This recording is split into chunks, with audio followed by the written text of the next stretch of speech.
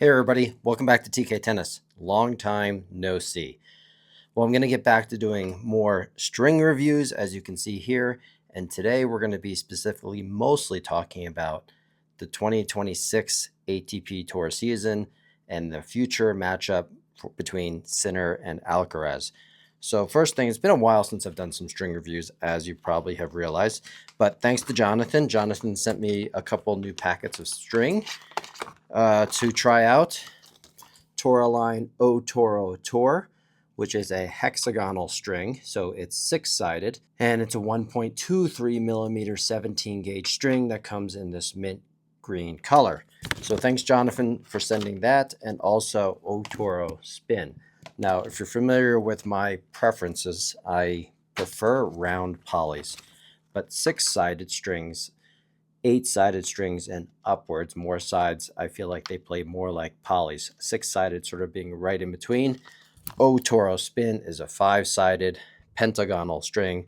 When it gets to four or five sides, I find they tend to be a little less consistent and accurate.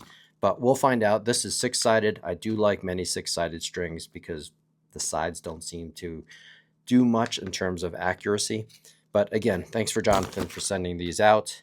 And we're going to do some more string reviews. I'm going to do a first impression review on these strings. If you remember my review on Tourmaline O Toro, it was a really good string. It did not live up to the hype for me. A lot of people were like, it has so much more power. It has so much more of this. I mean, that's all baloney. That's people's biases. O Toro was a very nice string. I could see why a lot of people would like it. I don't see why anyone would love it. It was a little bit, it was a little softer than some Tourmaline strings. But again, it was a very good string. If you haven't seen that review, check it out on O Toro, because now we're doing O Toro Tour. And as we're stringing it up right here, of course. So, but let's talk about the main subject today, which is Sinner and Alcaraz. This is interesting, as we all know. Sinner won the ATP Tour Finals in Turin against Alcaraz, and he also won the Six Kings Slam, which was basically just a really expensive or a big payout day on an exhibition, so it doesn't count. So Sinner has won the last two, and of course Alcaraz won the US Open. So if you don't want to count the Six Kings exhibition, that's fine. I think both guys were obviously wanted to win that because $6 million being on the line, and it was $1.5 million extra to the winner. So whatever you think about it. But the question becomes, what do we really know about Alcaraz and Sinner in terms of their head-to-head matchups and who's going to win? We actually don't know a lot. This is what I find really interesting. I've made some predictions last year on these two. I got most of them right, but I got the US Open one wrong. And the thing is, we don't know who's going to win, except in one circumstance, and that's on indoor courts. If you pay attention to my prediction videos, a lot of it has to do with the court speed, the court conditions, the environment, whether it's indoor or outdoor. And I am always assuming that both players are going to show up and play their best tennis. And I think that's one of the biggest indicators or prediction variables that you have is where they're playing, how fast or slow is the court. But I'm actually starting to doubt that a little bit, with the exception of indoors. Clearly, the thing that you can say is when they are playing indoors, Sinner has the advantage. He's won 31 or 32 matches in a row now, not against Alcaraz, but he's beaten Alcaraz, I think, in the last 2 years, every time they've played indoors. So clearly that's the thing that we know. We know that Sinner is the better indoor player. Now you might ask, why is that? Well, I think it's pretty simple. That's because Sinner is more precise and his game has less room for margin for error. So he plays, obviously, a more overall offensive game on both the forehand and the backhand with slightly lower margins, both in terms of hitting towards the lines and trajectory over the net oftentimes. So his margins are a little bit more precise.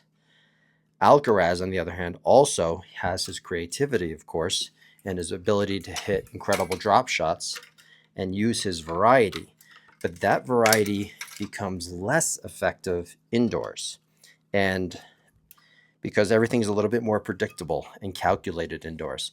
So when Sinner has the precision advantage, and he does indoors when there's no wind, there's no sun, there's none of those external outdoor factors, Sinner's clearly the better player, if you want to say it that way, or he's just more likely to win.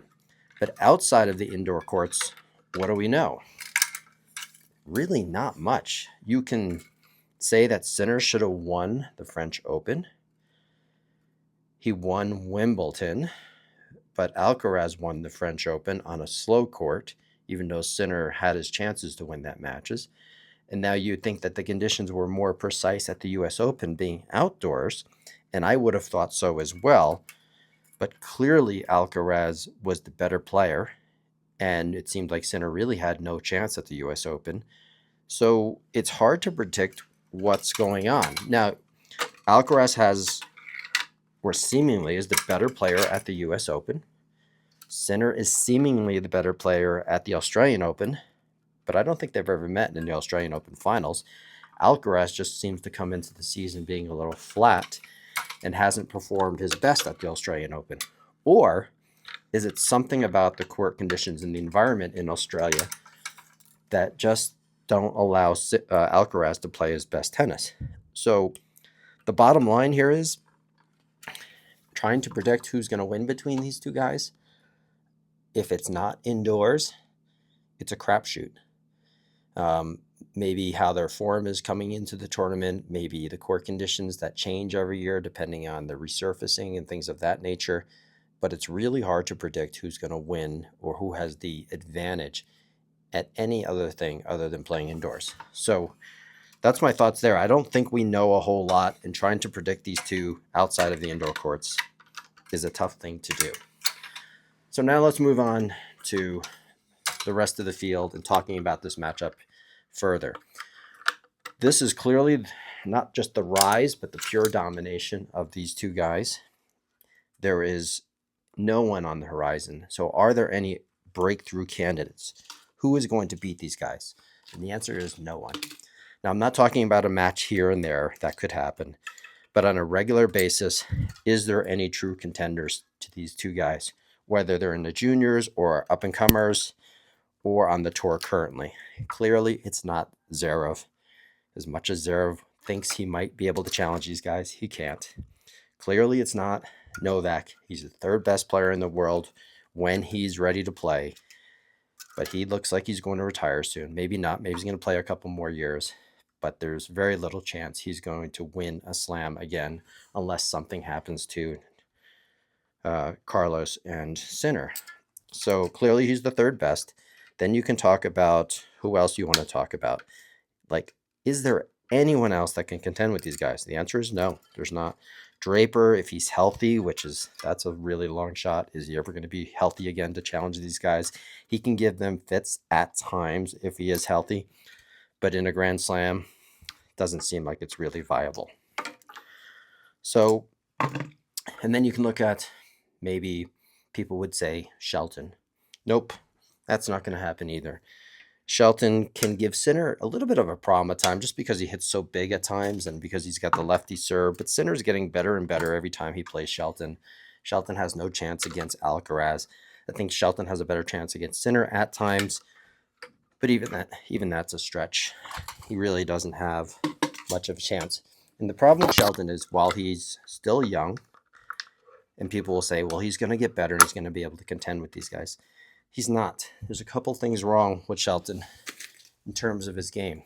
While he is very athletic, he's strong athletic. He's not nimble athletic. He's not agile athletic. He's much too rigid with his strokes, and he's the opposite of Sinner. While he can crush the ball, he's not precise.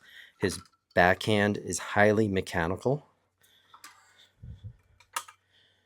and like extremely mechanical on his backhand, which takes away the precision. And the same thing on his forehand. He's also very mechanical on the forehand. So there is really no opportunity other than being in the top 5 for Shelton to become a Grand Slam winner. Now, can he win a Grand Slam? Yes, he might win one. Like I always say, he's the Andy Roddick of this generation, except with a lefty serve. And he can give people problems, but he's not going to be a Grand Slam champion by beating both Alcaraz and Sinner. That's not going to happen. So who else are the breakthrough candidates? Arthur Fils has been gone for a while. Don't know about him. Musetti does not have the game to compete with these guys. And there's just no one out there. There's no one out there to compete with these guys. So in terms of major titles, you can expect that Sinner and Alcaraz will almost certainly win all 4 Grand Slams next year. Something could happen, of course, but it's highly unlikely and improbable. And if you don't think so, I'd just like to ask you, would you ever bet against, you could take the entire field, everybody else, and put your money on everybody else or Sinner or Alcaraz? Would you ever bet against those 2 guys to win a Grand Slam? The answer is no, you wouldn't. So that's the likelihood. So the major title distributions are going to all go to Sinner and Alcaraz. Now, what about their particular games? Carlos obviously has lost the last couple rounds to Sinner, so some people might be thinking, well, Sinner seems unbeatable. I don't think that's the case either. Get this set right. There we go. Sinner is certainly not unbeatable by Alcaraz. Just because he's won a couple in a row, don't think that Sinner is on a roll. Yes, he has the momentum a little bit, but going into the Australian Open, do I think Sinner is the clear favorite? Yes, but not by a lot. Only because of past history do I think he is a lot. Alcaraz has always shown up a little bit flat to the Australian and has not performed that well. So Sinner is the clear favorite. But if they were to meet at the Australian Open, would I bet highly against Alcaraz? The answer is to no. And some people might be thinking Sinner's gotten a lot better. His serve has gotten a lot better. The statistics on his serve, he's been working on his serve, and his serve keeps getting him better. And I don't believe that to be true. I haven't seen much change in Sinner's serve. You're seeing the stats improve on Sinner's serve mostly because he was playing indoors. The indoor environment helps Sinner's serve. He still doesn't have the greatest form or service motion that leads to incredible consistency. So until proven otherwise, I think outdoors that Sinner's serve may not stand up. Any improvements Sinner's making to his serves, I'm not buying it yet. I think it's the same general service motion. I haven't seen anything that's going to make it more consistent. Now, as a Sinner fan, I hope I'm wrong, but until I'm proven wrong, I don't think so. And what about Alcaraz? His backhand, which I thought, relative speaking, was a liability for Alcaraz a little bit, particularly his setup backhand. When he was just setting up to hit a backhand, he used to make a lot of errors. He's getting much better on his backhands, becoming much more consistent. It's still not the weapon that Sinner's backhand is, or the consistency, but it's certainly a lot better. So Alcaraz is getting better. And the one area where Alcaraz is getting really better is his running forehand. I think his running forehand is like a weapon of mass destruction. It's incredible. Some people in the past, when they had a running forehand, they would just run past the ball and have to take, a sort of lottery shot, go for the winner at all cost. Alcaraz's ability to hit an on-the-run forehand, sliding into it, or just getting to it in time where most people will be hitting a squash shot, and his ability to yank it cross court with enormous power is becoming, like I said, a weapon of mass destruction. It is the best forehand on the tour on the run, without a doubt. So he rarely gets himself in a position where he has to hit that squash shot.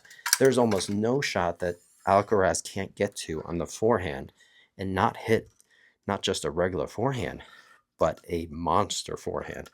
So that keeps getting better on Alcaraz, and it's a huge weapon, and Sinner is going to need to respect it which of course he does, and try and stay away from it. And then the rest of Sinner's game. It's getting better. Is he ever going to be a serve and volleyer? Absolutely not. Is he ever going to have elite volleys? Absolutely not. It's just not in his stroke mechanics with his volleys. Now, don't get me wrong. They're now becoming better than average for the top 50 tour players, but they're not elite. His volleys are becoming excellent. It's actually almost funny with Sinner on his volleys. If he has to make a more traditional volley or a volley where he has to make choices, where he has choices where to hit it, he struggles on those volleys. However, if he only has one shot he could hit with that volley, if he's forced into a position where there's really only one place he can hit that volley, he actually executes it really well. So it's on the mandatory volley where he doesn't have any choices. It's a single choice volley, whether it's a drop shot or driving it deep and it's low, like the extremely difficult volleys with few choices. He's actually getting really good at his volleys. But when he has options on his volleys, whether he should angle it short or go deeper, that's where he tends to just be an excellent volleyer, but not an elite volleyer, and he makes a lot of mistakes. So he's not going to be a volleyer. He's never going to see him serve and volley on a regular basis. He's never going to have the volleys that Carlos has. He's never going to have the drop shot capability that Carlos has. It's going to continue to get better, but they're somewhat mechanical as well, where Alcaraz can hit a drop shot virtually from anywhere with high consistency, especially when he's on. Sinner's are a little bit more premeditated. So when it comes to overall feel and hands, like on a slice and things like that, you're just not going to see Sinner's game advance significantly. You have what you have, but what you do have is his precision. The things that he does better than anyone else, meaning his forehand and backhand precision and his just precision game everywhere he hits the ball. That's going to continue to improve. So his strengths will continue to improve and get even better, which is freaking scary, right? But that's what he should rely on. He should, of course, I think when it comes to Alcaraz in certain conditions, he needs to have a little bit more variety on his shots in terms of height trajectory. Sometimes driving him with precision, sometimes making it bounce shorter and higher, working on his kick serve. Like that type of variety on the ground strokes is something that I think is the biggest weakness of Sinner. Sometimes when Sinner's on the run and he hits a running forehand, he hits a great shot, but if the other guy can get to it, Sinner is not able to recover quite as well as Alcaraz does. And those are the shots that Sinner sort of goes for broke and then puts himself in a bad position at times. And I think that's his biggest weakness. His biggest weakness is failing to realize when he can hit a winner or when he should actually buy himself a little bit more time and have a little bit more height trajectory on his ball. That's the area I think that Sinner should focus on most, personally. His serve, it seems to be a focus of contention for his team, and that's fine. I think he should work on his serve, but I think he should work on his strategy during gameplay, particularly when he's going to have to play Carlos outdoors. All right, so clearly the gap on the rest of the field is enormous. There's no one to contend with these guys for the foreseeable future, for the next year or two at the very least, if not the next half a decade. That's still to be determined on who comes up from the juniors. It's not going to be Fonseca. It's not going to be Shelton. It's unlikely to be Runa. Runa has the talent and the skills, but he doesn't have the mindset. These two guys are ice cold. They have pressure on their backs to win, meaning Alcaraz and Sinner, but they've had that pressure for years. They excel. It's just a very rare breed of people that play their best tennis when under the greatest pressure, and that's these two guys. No one else on the tour exhibits that. What about Fritz? Fritz is going to be, top 5 player. He's an incredible player, but he lacks the speed, the agility, all the other intangibles that Sinner and Alcaraz have. So no one can break through the duopoly. And I think that's becoming really clear going into 2026. So some people might think it's boring. I don't. I think this matchup because there's no one on the horizon that, if they were to meet in a Grand Slam finals, would have the ratings of these two guys. Whether it's personality traits or game styles or just, everybody loves Sinner and Alcaraz. These guys, they went and played golf together last week after Sinner beat Alcaraz in the finals. I mean, these two guys are role models. They are doing the big three an incredible justice by continuing their legacy of being incredible role models and even taking it up a notch. So, commendable guys, both extremely popular. There's no one else on tour other than Fonseca from Brazil that has that kind of potential popularity. But I don't think Fonseca's game, even though he's young, I just don't see him getting to the level to compete with Sinner and Alcaraz in Grand Slams. What about the WTA Tour in 2026? Man, I don't have much to say about the WTA Tour other than it's a snooze fest. There's some great players, Iga, Rybakina, of course, Coco and Sabalenka are the dominant players. They will continue to be dominant, but it's just a snooze fest. I mean, I'm not fans in terms of their tennis and even some of their personalities of any of them. I'm the biggest fan of Coco and her personality, but I'm one of the biggest critics of her game because she's not making the changes. So Coco is an incredible person, but I'm a big critic of her game. When it comes to Iga, I like Iga's game. I don't love the way she handles herself, even though, there's nothing wrong with Iga. It's just she's just blah to me. I don't know what it is. It's hard to put my finger on it. I did used to be a big Iga supporter. I like the way she hits the ball, especially on the forehand. I don't like her demeanor towards other players many times, even though she's a good sport. She's just not super likable. I know that sounds unfair, but tough shit. That's just the way I feel about it. Sabalenka seems like a pretty decent person off the court, but between her grunting and her lack of sportsmanship on the court oftentimes, I mean, there's nothing there for me. Her game is just highly mechanical, brute force, kind of ugly. And then when it comes to Rybakina, probably the nicest game that on the women's tour, has the best stroke mechanics, the nicest game, but her demeanor on the court is just, I don't care. I don't seem to care. Between the allegations with the abuse of her boyfriend and then not standing next to the WTA Tour president, which I don't blame her necessarily for, but there's something wrong with Rybakina in terms of her camp. There's clearly something wrong. I mean, she just goes through the motions on the tour. I don't find her to be really likable either. She's not a superstar. Coco, of course, is the potential superstar of the group, but her game, like I said, is just, I don't know. The WTA Tour, I mean, I like watching Emma Navarro. I think she has a nice game. I like watching Ostapenko, even though I think she's a terrible sport. Obviously, she's not even close to being a top player. There's a few players that I enjoy watching a little bit, but the WTA Tour, there's just nothing there. There's just nothing there for me. Anyway, just personally, I don't find it to be entertaining. And from looking at most of the tournaments and the fans, it looks to be boring as well. And as a big tennis advocate, I hate to say that, but it is. It just is. There's nothing there. So that's my thoughts on 2025 and 2026, specifically related to Sinner and Alcaraz. If you like these videos, please remember to subscribe.